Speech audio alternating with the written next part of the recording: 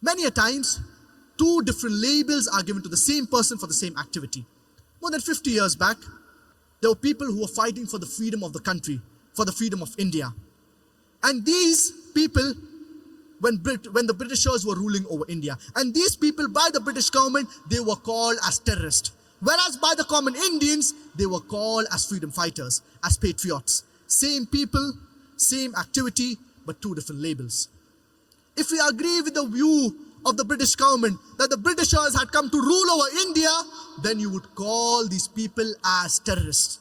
Whereas if you agree with the view of the common Indians that the Britishers had come to do trade, they had no right to rule over us, then you would call these people as freedom fighters, as patriots. Same people, same activity, but two different labels.